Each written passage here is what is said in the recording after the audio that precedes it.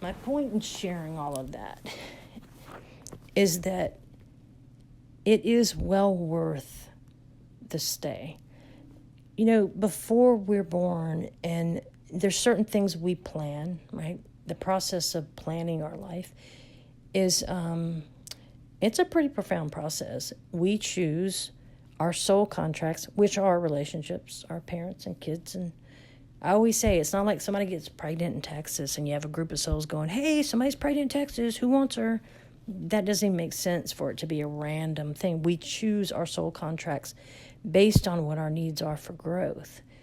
And then, of course, what we do with those relationships is up to us. So, but when we're in that planning process, it is, we get glimpses of the possibilities and probabilities of, those are timelines, of things that can happen here, that can happen. And look, when we're planning this, it's like planning the ultimate vacation. This is when we're on the other side, right, in the spirit world. The planning process, and you're picking your mom and your dad, and everybody's all excited because this new adventure, and it's like the ultimate vacation. Well, then, boom, we're born, we come into this world, and we're like, what the F did I just do? We forget where we came from. We feel lonely. We actually think we're alone. We're like, it's like trauma school. We think it's all real. We have all these villains, and they're coming down and causing, wreaking havoc, and the truth is, none of it is real. It is simply that we are allowed to create a movie, star in the movie, pick the roles that other people are going to play. Just like a movie, you have the villains and you have your allies, and then we're in it on the stage playing this part and that part, and we think this shit is real. And it's not. None of it is. It is only happening to give us the opportunity to grow and evolve and learn the things that all of us are here to learn. The end goal is the same, which is learning humility and compassion and self-love, right? All of those things. Well, we can't learn, for example, forgiveness unless you're put in the position to forgive or not forgive. But how are you going to learn it? So that would take somebody doing something that would hurt you, or, a villain perhaps, to put you in that position to challenge you with that forgiveness. But they give you the opportunity. And so my point is, we're the ones that chose the role players, and the ones that wreak the most havoc, usually are the villains. They are our greatest allies in the spirit world. And the reason is because love matches pain, right? So when you really deeply love someone, if they hurt you, you really deeply hurt. And because if you didn't care about them, the pain wouldn't be there. Well, we need the pain because the pain is what helps us grow. We have the rug ripped out from underneath you. That's when this whole cancer journey, it went from one way of life to now this is a whole new way of life. Everything's new. Tomorrow's new. I don't even know what tomorrow holds. And you don't have a manual. Nobody's throwing you a manual saying this is how you do it. You're just winging it. We're all just winging it. And at the same time, we say there's not a right or wrong way to do life. There's an easier way. I was going to say at the same time, there is an easier way. And what is that way? To surrender to the process. We have a blueprint. Everybody has one. We have the entrance point, that's birth. We have all these timelines, all these possibilities, all these probabilities. And all we have to do is show up and do our best and do a good job and treat people with kindness and don't judge. Just be a nice, compassionate person. If you just do that, you're going to stay on the highest path. You're going to stay on the easiest timeline. The problem is we try and control, especially when it comes to relationships. I find this in readings all the time, in fact. It's like, oh no, I'm just praying. I'm giving it all up. I'm surrendering. I'm letting it go. Yeah, up until you feel uncomfortable.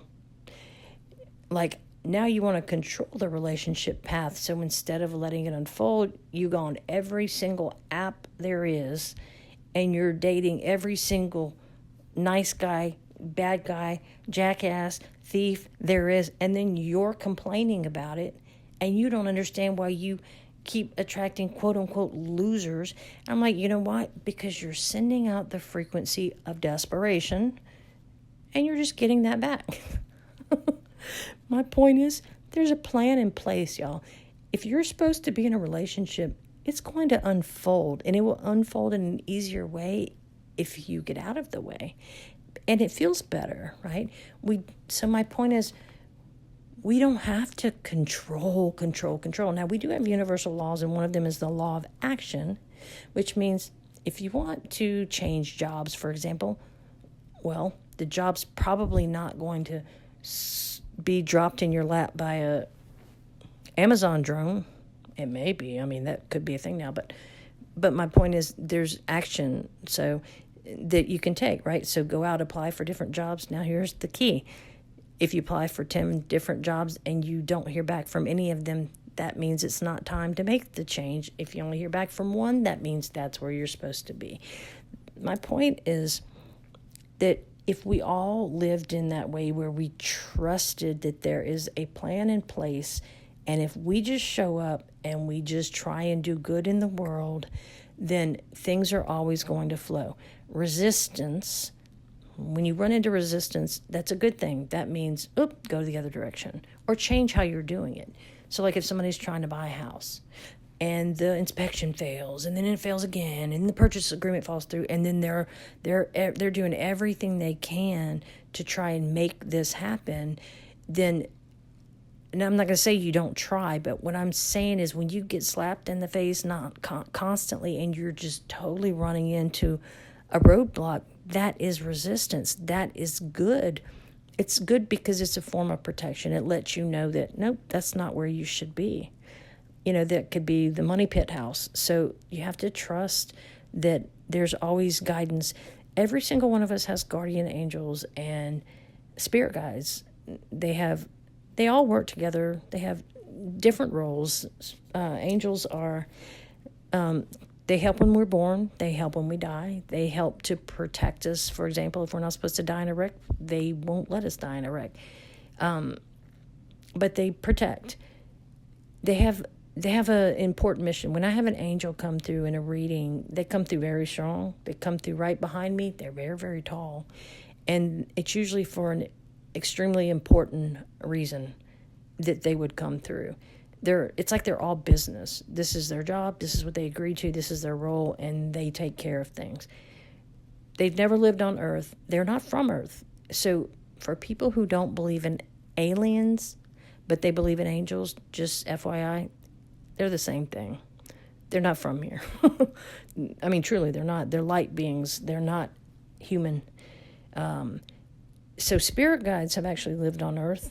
They've lived many lifetimes, and they've evolved to the point of not needing to come back here. So when they've mastered Earth trauma school, they've graduated, meaning they learned forgiveness and humility. You know what it means? They're walking their path. They ended their last lifetime in a very neutral way. And what I mean by neutral, which is basically the goal, you don't have to be all up in the light. Don't be all up in the dark. Don't be judging this and that.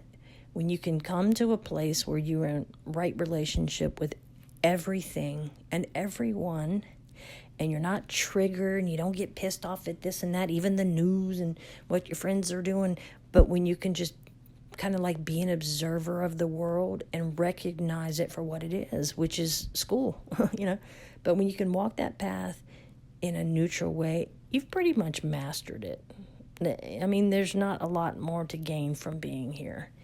And so, but yeah, once you graduate, it's not required, but there are often those graduates that then become spirit guides. It's perfect role because it helps to have somebody guiding us that has lived here. They understand the human experience.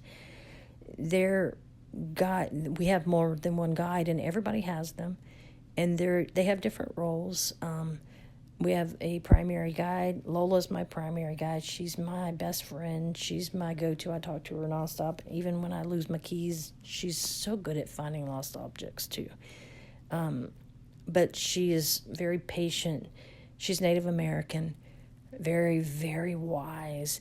we have to remind each other to lighten up, because she has this serious nature sometimes where I'm like, I will say something really sarcastic to make her laugh, and I'll hear her giggle, but it's something that it's cool. It's like we do it for each other, right? It's like she's determined to really be good at her role, and I always tell her, you're already good at it. You're fantastic at it. Like, just lighten up. Let's have some fun. We have teacher guides. We have a joy guide. But they're, they don't have any ego. They don't care if you acknowledge them or not. They're going to be there for us anyway. But they're important in our lives. And I don't want to say you have to acknowledge them, but I talk to mine nonstop all day long. But, they help us also with the planning process of our blueprint. And I'm going to make another recording.